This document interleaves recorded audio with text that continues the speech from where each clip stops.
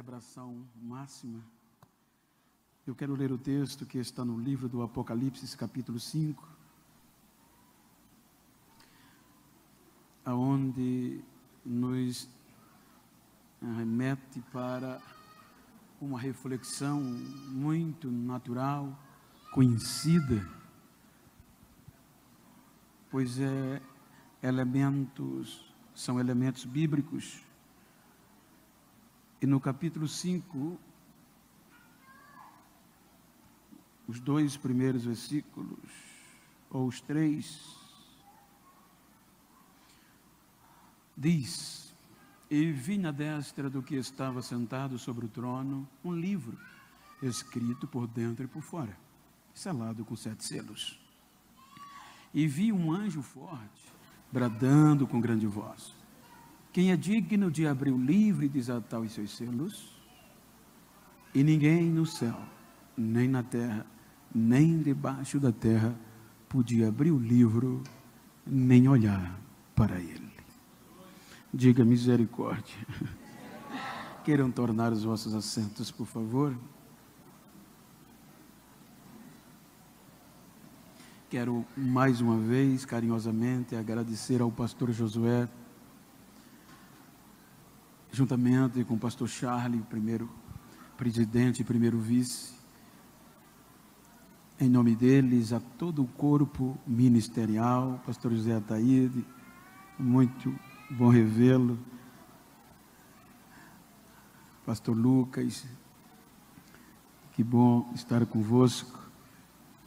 Eu quero, em vossos nomes, agradecer a todos os demais amigos, obreiros, a igreja. É uma honra poder estar celebrando juntamente convosco a Santa Ceia. Pastor Fabiano, meu amigo. Queridos, o texto, eu quero ser bem objetivo, mas trazer uma reflexão de Santa Ceia com o objetivo da celebração, excelência, de estarmos aqui. Os irmãos hão de convir que o apóstolo João, ele tem uma revelação em um período difícil de turbulência, e é publicitado em torno de 90 a 94 depois de Cristo, justamente no período em que Domiciano, o imperador, matava, exilava aqueles que acreditavam em um Deus invisível e, sobretudo, Cristo. E observem-se que na revelação, João, Cristo, vai mostrar a ele o que aconteceu em relação ao respeito do ser humano. Então nós estamos deparando-nos com um tribunal, dentro de um contexto jurídico, aonde o próprio Paulo fez questão de, no maior livro que retrata de forma categoricamente a salvação do ser humano, que é a Carta aos Romanos, o maior tratado acerca da salvação, aonde ele aponta a lei e a graça. Então, Paulo, capítulo 5, aos Romanos, versículo 12, por favor, capítulo 5 aos Romanos, versículo 12, se puder projetar e me ajudar, eu fico grato. É uma santa ceia, é uma reflexão. Paulo vai dizer a causa deste julgamento, o impacto dele. Portanto, como por um homem entrou o pecado no mundo, e pelo pecado a morte, assim também a morte passou a todos os homens, por isso que todos pecaram.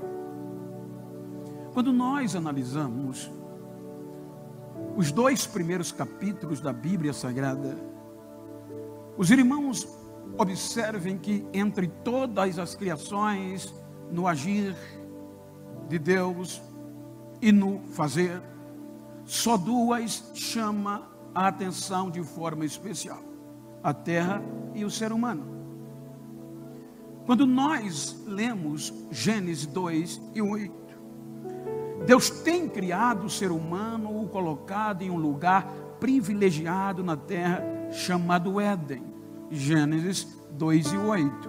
Plantou Deus um jardim e colocou o homem lá. O interessante é que o ser humano, dentro do contexto de Ezequiel, ele foi criado de forma excepcional para substituir a classe angelical que caiu. Pois nos mostra Ezequiel, dentro de um contexto teológico, que quando Lúcifer quis ser igual a Deus e contaminou uma terça parte dos anjos que levava a adoração da terra aos céus, então Deus faz um julgamento, segundo Judas, o escritor, um julgamento direto com Lúcifer e a terça parte que caiu. Um julgamento condenatório dentro do contexto jurídico, condenatório, sem direito a recursos, habeas corpus e nem defesa. Então este foi o primeiro julgamento que Deus assim pratica com a desobediência, com o pecado, armaton, o reitar no hebraico, errar o alvo ou o objetivo. Então diz o contexto que os anjos que não se contaminaram, recolhidos aos céus, os que contaminados estavam condenados e presos para o juízo final. E aí a terra é submersa pelo impacto do pecado. Então quando o Gênesis aparece, é o princípio da história do ser humano. Observem que Deus diz que as águas se separem e a porção seca surge.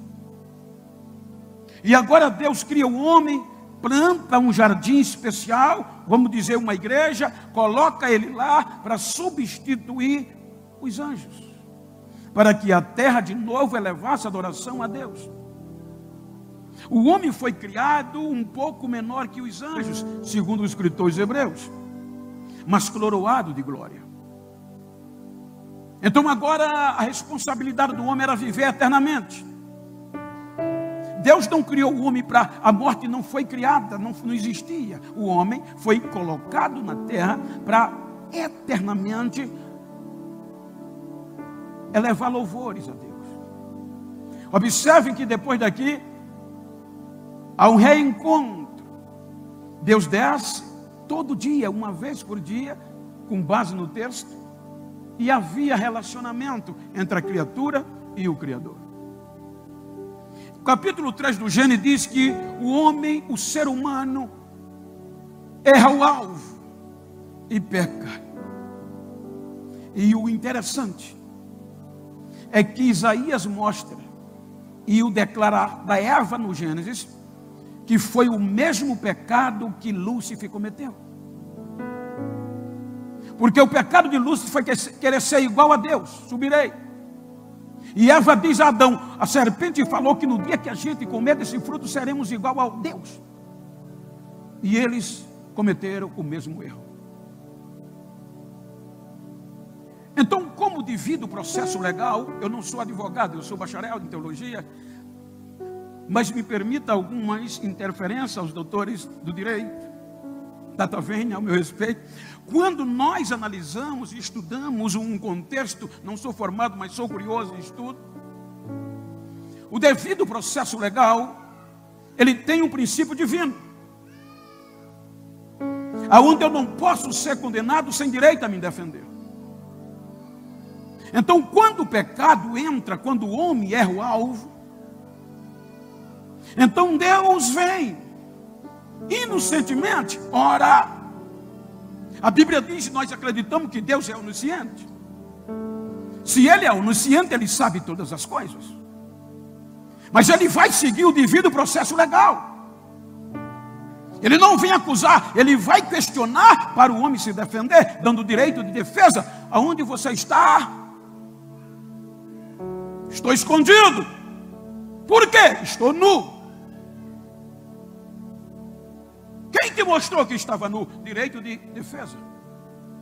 Ele não assume, ele transmite para a mulher, transfere. A mulher transfere para a serpente. E pasmem, que se no contexto da jurisdição já tinha acontecido um crime do mesmo jeito, o processo é criminal. Então o julgamento com a gente, com o ser humano, não podia ser diferente, porque Deus já tinha feito um julgamento igual e a jurisdição era a mesma. Então, pela lógica, era para Deus ter condenado a gente ali, porque já havia uma jurisdição, a gente não tinha direito à defesa. Então a Bíblia diz que 7 testemunhas, Romanos 8, estão prestas a testemunhar contra o ser humano: tribulação, angústia, perseguição, fome, nudez, perigo e espada. Então Adão não resistiu. Então ele não tem como se defender, porque as testemunhas estavam lá, e as testemunhas em um processo não pertencem às partes, mas ao juiz. As testemunhas têm que ser verdadeiras, elas não podem, diante do juiz, mentir, porque vai sofrer as sanções determinadas. Então há uma transferência, aí agora só cabe o quê? O julgamento. Então não havia defesa, não havia como recorrer, porque não tinha justificativa, o pecado estava lá. Aí Deus é justo, mas como Supremo Juiz, Ele não nos condena eternamente, Ele protela o julgamento, porque a graça veio. O pecado entrou, nos acusa. O inferno cobrava a jurisprudência. A morte veio, dizia: eu mato. Eles pecaram. Aí a graça vem e diz: tu criaste eles menor que os anjos, não julga do mesmo jeito, tu já criaste eles com direito a segundas chances. Aí a graça vem e o julgamento é protelado. Aí vem o capítulo 6 do Gênesis. Se nós numerologicamente falarmos, Abraão viveu tantos anos, gerou a 7 gerou a tantos anos, até o capítulo 6, vão dar mais de 1500 anos. Então no capítulo 6, o pecado superabundou. O pecado abundou, segundo Romanos. Quando o pecado cresce, aumenta, aí vem uma petição de um novo julgamento. O promotor de acusação, a promotoria leva ao Supremo Juiz o nosso caso e exigia um julgamento. Aí Deus desce. Veja que no capítulo 6, do versículo 1 ao versículo 3, você vai observar que o pecado abundou, cresceu tanto, que Deus resolve definitivamente acabar com a gente. Darei cabo do ser humano, darei fim. E vou destruir tudo que eu criei, a terra, os répteis, os animais, por conta de quê? Do pecado, da falha do homem, porque eles não conseguiram vencer. O pecado abundou, passou a todos os homens, e a morte reina pela força do pecado.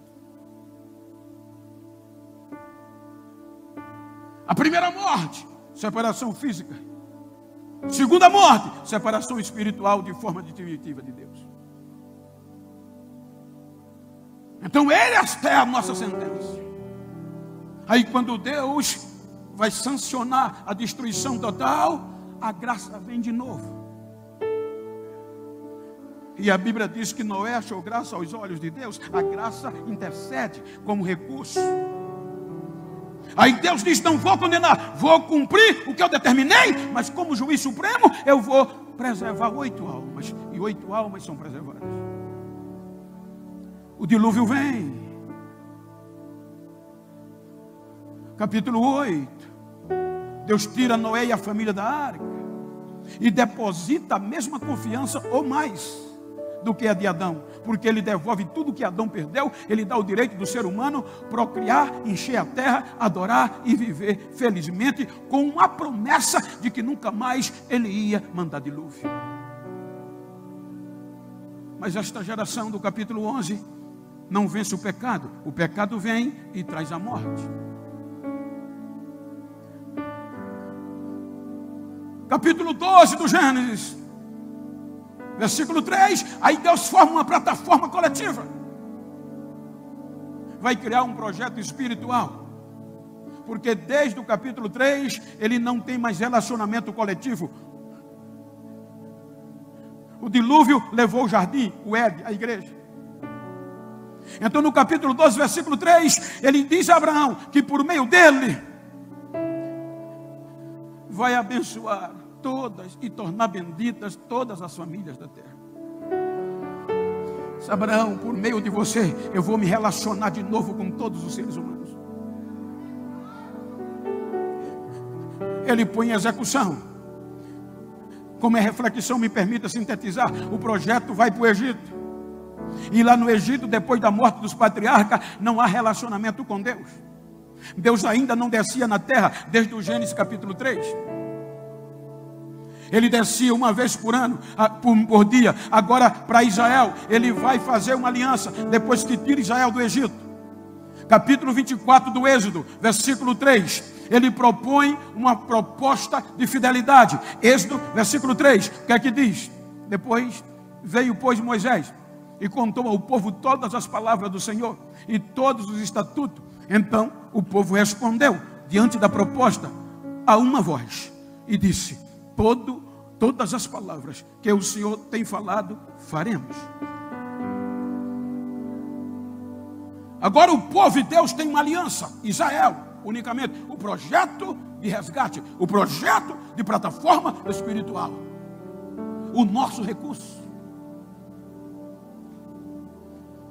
Quando o povo aceita a aliança, aí Deus vai trabalhar em descer na terra de novo. Aí vem Êxodo capítulo 25. Aí vai Deus trabalhar num lugar para descer na terra. Ele trabalha 15 capítulos para preparar um lugar para descer. E em Êxodo 40, ele termina. Êxodo 40, versículo 33, está escrito que Moisés acabou toda a obra. No versículo 34, o que é que diz? Então a nuvem cobriu a tenda da congregação e a glória do Senhor encheu o tabernáculo. De uma maneira tal que o versículo 35 diz que Moisés não podia entrar na tenda, porque a glória de Deus permanecia. Agora está Deus entre o ser humano de novo. Agora está Deus se relacionando com o projeto que era o nosso recurso para nos proteger. Por meio de Moisés, Deus traz leis. Agora tem um tabernáculo. Salomão constrói um templo. E Deus se agradou tanto de morar entre os seres humanos, de descer uma vez por ano entre os seres humanos e ter relacionamento com a gente, que quando Salomão inaugura o templo, segundo as Crônicas 7, 12, disse Deus: Salomão, eu gostei tanto de o que eu vi. Se eu resolver não mandar mais chuva para a terra, se eu resolver dizer aos gafanhotos que coma toda a lavoura da terra, mas se este povo, que se chama pelo meu nome, se humilhar, orar, buscar a minha face, se arrepender dos seus maus caminhos, eu ouvirei a oração que for feita neste lugar, porque os meus ouvidos vão estar abertos e os meus olhos vão estar atentos. Aí Deus ratifica a moradia. Versículo 16, o que é que ele diz? Porque agora escolhi e santifiquei esta casa, para que o meu nome esteja nela perpetuamente, e nela estarão fitos meus olhos e o meu coração todos os dias. Havia uma esperança. Agora a gente tem um recurso, um projeto espiritual que o pecado não vai penetrar. Mas Paulo diz que a lei enfraqueceu. E o pecado reina, a morte reina. Romanos 5,14, desde Adão até Moisés. Quer dizer que Israel não resistiu à força do pecado e pecou.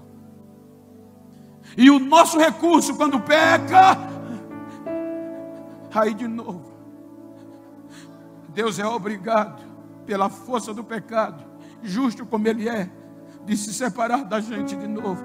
O único recurso, aí diz Jeremias 52, versículo 13, que a morada de Deus entre os homens, Jerusalém.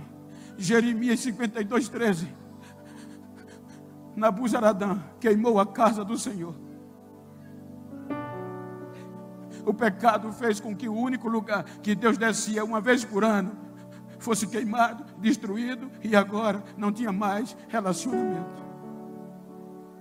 O nosso recurso se torna escravo de novo.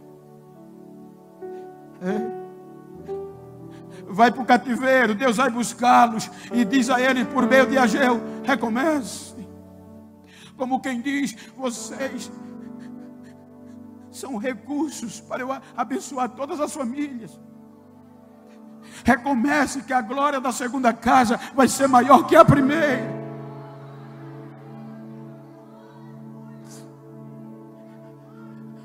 Mas eles recomeçam, mas o pecado reina e a morte manda e joga todos para baixo. Termina o Velho Testamento. Como teólogo, eu tenho o direito de pensar com respeito a quem pense diferente ao contraditório, que é neste período que Jesus vai mostrar a ele a façanha disto que a gente vai celebrar. Porque quando João tem a visão do Apocalipse, veja que é a entrada de Cristo, são os feitos de Cristo. Então, no fim do Velho Testamento, o pecado, veja que Romanos 5,14, Paulo diz que a morte reina desde Adão até Moisés. Ou seja, desde o período da inocência, o pecado entrou, até o período da lei, ninguém conseguiu vencer. Aí agora vem uma petição oficial: morte, inferno, promotor de acusação e o pecado. E quem estava lá? As 7 testemunhas. Porque ninguém conseguiu ser inocente diante delas. Ou a tribulação fez eles pecar, ou a angústia fez alguém pecar, ou a perseguição fez alguém pecar, ou a fome, ou a nudez, ou o perigo, ou a espada. Algo delas viram o pecado e estavam para dizer a verdade. Aí vem uma petição de um julgamento final. Aí ele diz no capítulo 4 que entra no tribunal na visão. E quando ele entra no tribunal, capítulo 5, a coisa que chama a atenção é que havia um juiz sentado no trono. E na mão direita dele estavam as provas contra nós. De Adão até ali. Todos os nossos erros e sentenças estavam na mão do juiz. E o pior, que quando João viu, ele diz que um anjo grita. Por quê? De um lado, a petição era real. As provas tão robustas, consistentes de condenação, que é selada com 7 selos. Agora, seladas elas, está a acusação e as testemunhas. E o réu, o ser humano. O acusador mostrou as provas. As testemunhas disseram: meretríssimos, são verdadeiras. Ninguém venceu o pecado. Aí, seguindo o devido processo legal, o meretríssimo diz um anjo: procure um promotor de defesa para eles. Procure um advogado bom para defendê-los, porque no princípio, no devido processo legal, eu não posso sentenciá-lo sem eles ter direito à defesa. Aí veja que os anjos procuram, mas o veredito final que eles vêm trazendo o relatório é: ninguém quis assumir o processo, Senhor. Procuramos no céu, na terra e debaixo da terra, e ninguém quis aceitar o processo. porque a lei não dava brechas, nem de atenuar a pena, muito mais de absolver. Aí agora as testemunhas, as 7, diziam: eu sou testemunha e estou dizendo a verdade, todos pecaram. Aí o juiz vai descer a sentença condenatória. Era para acabar ali, gente, a nossa história. Não era para ter Santa Ceia, era para tudo ter terminado ali. Porque o nosso último recurso pecou, Israel. E a lei não dava brecha para nós sermos absolvidos. Aí Paulo, Filipenses 2, diz que antes do juiz da sentença, uma voz aparece. No julgamento, meritíssimo, ilustremos. Eu vou aceitar o processo deles, meritíssimo. O meritíssimo se alegra e diz: aceito. Mas aí a acusação protesta, dizendo: meritíssimo, ele não pode. Argumentem porque ele não pode assumir o processo. Prerrogativas. E quais são as prerrogativas? Ele é o alfa, ele é o ômega, ele é Deus forte, ele é Pai da eternidade, ele é príncipe da paz. Aí Paulo, você vai encontrar do versículo 1 ao 8, que Paulo diz: quem faria isso, gente? Ele diz: meritíssimo, eu vou abrir mão das minhas prerrogativas, eu vou abrir mão da minha glória, do meu direito de ser Deus. Não vou me igualar a Deus, mas vou me humilhar, vou descer, vou me tornar um deles, vou advogar a causa deles e vou assumir. Aí Paulo diz que Deus amou a gente tanto que não poupou nem o seu filho, arrolou ele no processo. E ele desce, abriu mão da sua glória, se despiu das suas prerrogativas. O julgamento foi suspenso até o final da defesa comparecer.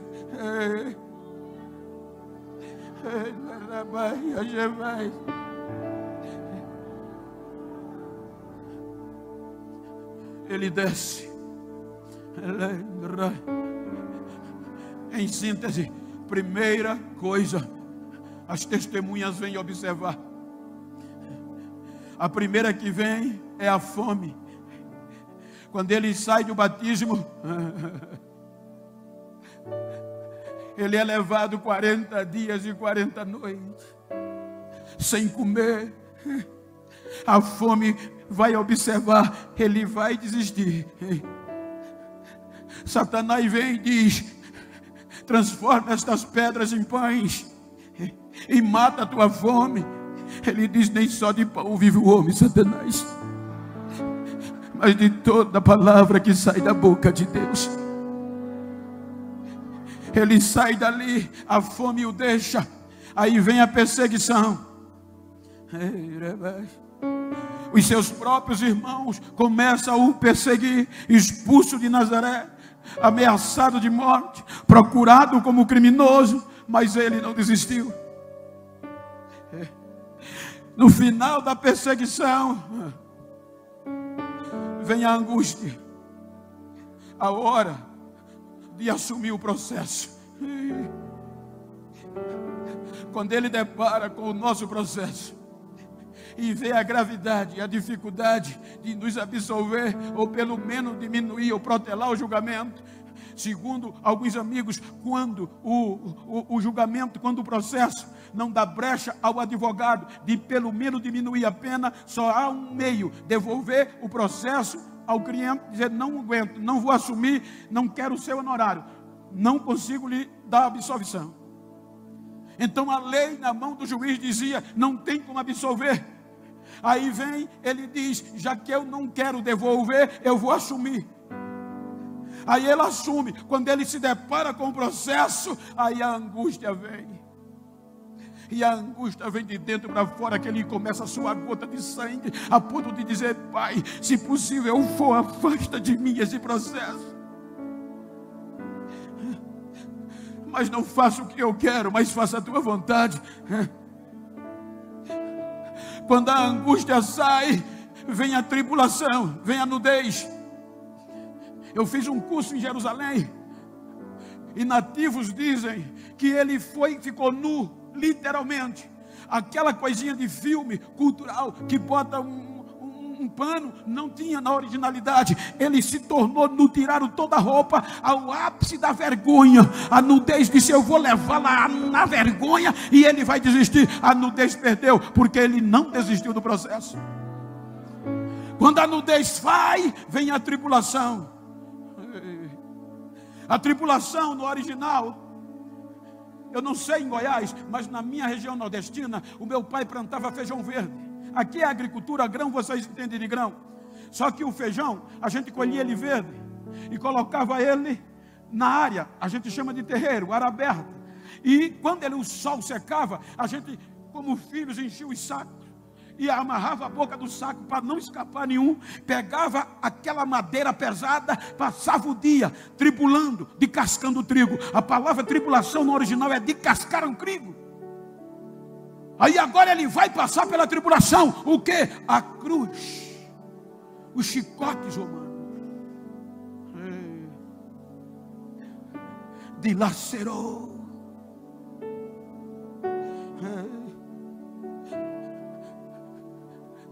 Da cabeça, os pés, o sangue corria. Os chicotes faziam tudo para ele desistir, mas ele não desistiu. Passando pela tribulação, vem a espada, símbolo de morte. Agora ele está pendurado na cruz.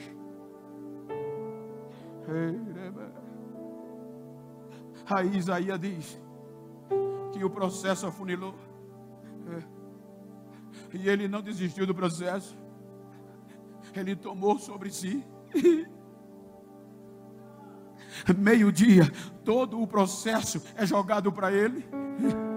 Todo o processo está nele, porque todos os nossos pecados agora está sobre ele. Isaías diz que olhando nós para ele, nenhuma beleza víamos para que o desejássemos. Ele foi desprezado, foi moído por causa do nosso processo, das nossas transgressões. Agora o castigo que ia nos absolver estava sobre ele. Quando ele assume todo o processo, o pecado de toda a raça humana, aí Deus, o pecado separa ele de Deus. Aí ele diz: Deus meu, por que me deixasse só? Por causa do nosso processo. Aí agora de meio-dia às 3 horas da tarde, pecado nele. Aí a morte, que a força da morte é o pecado diz: pego ele agora. Porque desde a antiguidade que o pecado entrou, a morte vem. Espiritualmente, biblicamente, a primeira morte é a separação do corpo com o espírito, a matéria. A segunda morte, a separação do espírito com Deus. Era isso que a condenação, a acusação pedia. Aí agora, para que a segunda morte não tivesse efeito, a primeira tinha que ser vencida. Aí como agora os nossos pecados estavam sobre ele, a morte disse: eu venço ele agora. Quando ela vê pecado, ela vem e 3 horas da tarde, ele não resiste, morre. A ciência chama de autólise, entre outras etapas. Quando a gente morre, a primeira morte, então a morte vem pela primeira fase, decomposição. A decomposição olha e vê pecado e entra. Ela vai e esfria a corrente sanguínea. Esfriou as correntes sanguíneas, ela empalidece o corpo. O corpo agora está frio. Ela tem de 0 a 12 horas para terminar esse processo. Por isso que com 12 horas, põe a mão, está frio. Aí ela terminou. Quando ela sai, já deixou tudo pronto para putrefação. A putrefação, a segunda fase, vem com poder autodestrutivo, vai matar as últimas células que ainda sobrevivem e vai apodrecer o corpo. Ela tem de 0 a 24 horas, por causa do pecado. Quando 24 horas está podre, aí entra a colonização, a fase dos micróbios, dos insetos que vão habitar no corpo e vão destruí-lo, tornando o pó de novo. Agora a morte vê os nossos pecados em Jesus, 3 horas da tarde, mata. 3 horas depois ele é tirado da cruz e jogado no túmulo. Aí com 3 horas depois, a morte vem tirar onda, dando vida ao sermão. Ela desce, olha e entra no túmulo. Mas ela é surpreendida, porque com 3 horas depois, ele não estava frio, não estava branco, e o sangue não estava parado, não estava frio. Mas a morte pensa, mas a decomposição tem 12 horas. Às 13 eu venho. Quando ela volta às 13 horas, está do mesmo jeito, quentinho, roçado, lá no túmulo. Por quê? Porque a Bíblia diz que o processo nosso terminou na cruz. Ou seja, quando ele venceu foi na cruz. Quando ele é sepultado, ele deixou na cruz o nosso pecado. Ele já entra como advogado vencedor.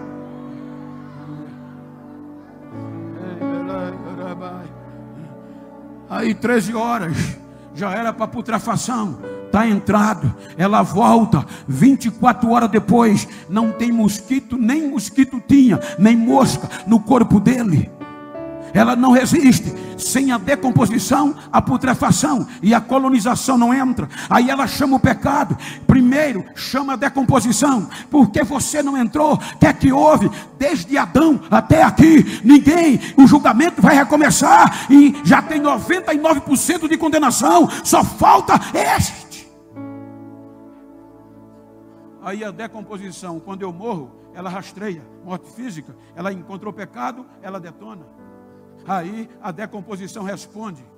1 Pedro, capítulo 2, versículo 22. Ela rastreia Jesus, quando ele morre, do pé à cabeça. Mas o pecado era da gente, ele venceu na cruz. Aí o que é que ela diz? 1 Pedro, capítulo 2, versículo 22. Leia para mim, por favor.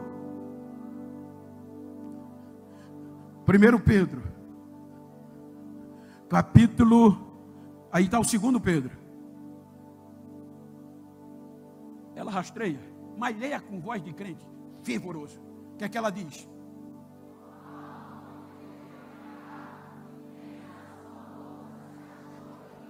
Quando ela entra para detoná-lo, ela vasculha, rastreia, mas não viu na boca dele mentira, nem engano, e nem no corpo dele pecado. E se não tem pecado, a morte não tem poder. Se não tem pecado, não tem decomposição. Aí ela chama o pecado, porque a força da morte é o pecado. Pecado, até aqui, ninguém conseguiu me vencer. O que está acontecendo? Aí o pecado grita. Hebreus 4,15. Como eu fiz com todos, eu fiz com ele. Em tudo eu tentei, em tudo eu provei, mas em nada ele pecou. Ele é santo, ele é puro. Eu não posso explicar. Ele venceu, ele venceu.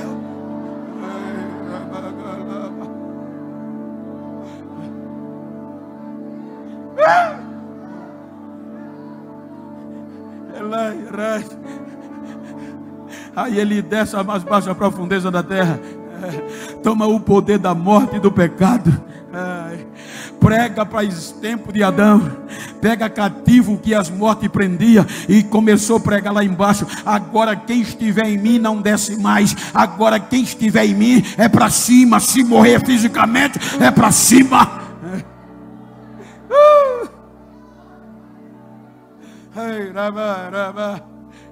Aí papai vem, entra no túmulo pelos anjos.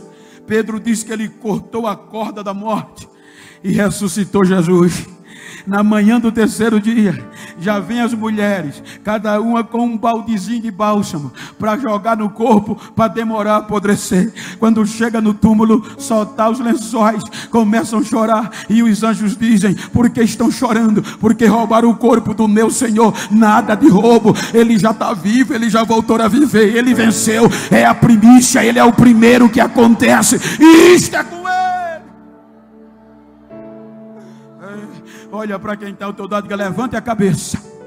Vamos celebrar a ceia hoje, porque ele está vivo. Diga: levante a cabeça, mesmo estando difícil, mas ele está vivo. E se ele está vivo, você já venceu, você já é vencedor. João chorava. O julgamento recomeça, ele volta 10 dias depois. Quando o julgamento começou, ninguém quis assumir o processo. Ele assumiu, justificou o pecado nele mesmo. Aí João chorava. Aí no mesmo tribunal, aí João diz, e nos dá a ideia: o juiz senta no trono, o mesmo processo, mão direita, a sentença e as provas.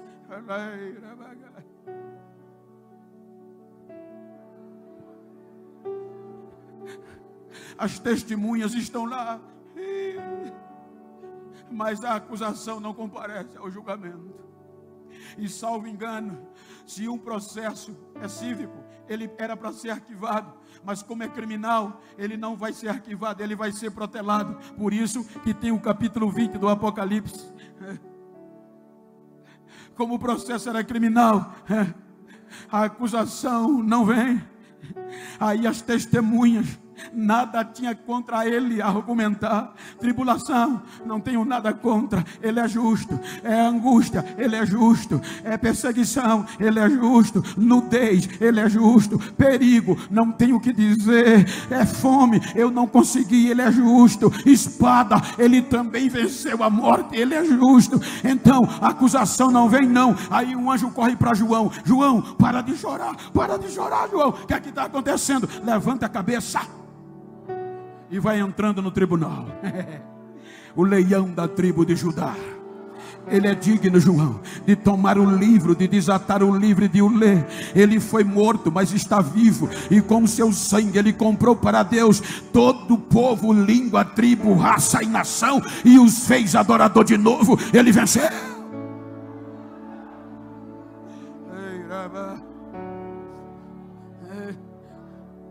Condecorado, senta no lugar de excelência à direita do Pai. Aí Paulo diz que Deus se alegrou tanto que lhe deu o nome que é sobre todos os nomes, e ao seu nome todo joelho se dobrará e toda língua confessará que Ele é o Senhor da igreja. Pai, derrama o teu Espírito para a minha igreja. Desde o Gênesis 3, nenhum do Velho Testamento teve o privilégio que a gente tem. No Éden era uma vez por dia. No templo que ele disse: eu vou morar, mas só descia uma vez por ano. E agora diz Paulo, capítulo 8 aos Romanos: portanto, liga, vamos só chatear, é ceia. Romanos 8, olha nos 2 primeiros versículos, ou os 3, que é que ele diz: portanto, leia comigo, em voz bem sonante, diga, leia comigo, o que é que diz?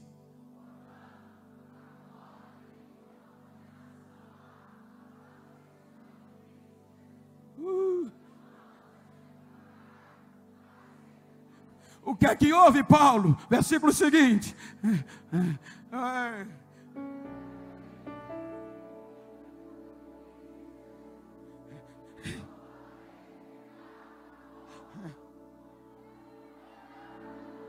Quem está livre, quem foi absolvido,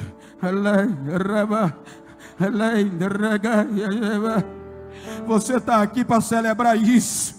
Isso aqui não é um culto de receba a chave de carro, de receba a casa nova. Aqui não é um culto de a porta vai se abrir. Aqui é que você é vencedor, você foi absolvido. Você está aqui para celebrar a sua absolvição. Aí, Coríntios, capítulo 1 Coríntios, capítulo 6. Olha a diferença, gente. Isso aqui é por isso que eu choro, eu pipoco, eu pulo, desbento. Não, eu continuo pulando. 1 Coríntios 6, 19 e 20. O que é que Paulo diz agora? Vamos lá, 1, 2, 3.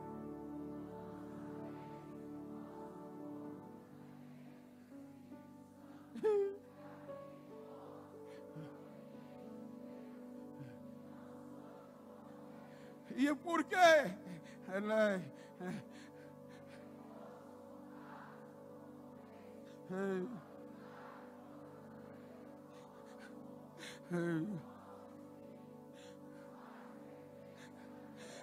Agora olha para quem está ao teu lado e diga: absolvido, você custou caro.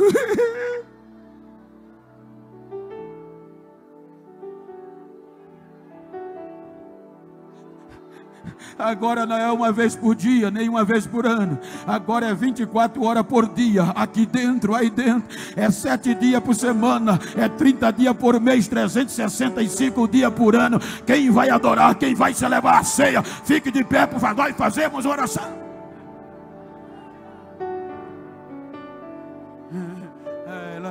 Então olha para quem está ao teu lado e diga: absolvido. Mas fala com vida, diga: absolvido. Não quero nem saber como você chegou aqui. Quero saber como você vai cear. Diga: vou cear dando glória. Vou cear em línguas estranhas. Diga para ele: se tu encontrar alguém que pensou que eu ia desistir, que eu não ia cear mais, dá um recado a ele: eu fui absolvido, eu estou livre, eu vou adorar, eu vou cear, eu estou livre.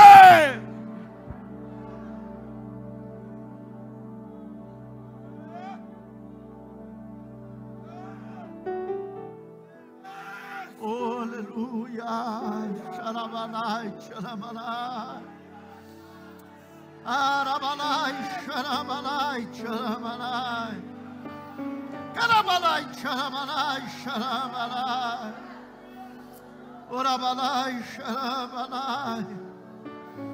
Oh, aleluia.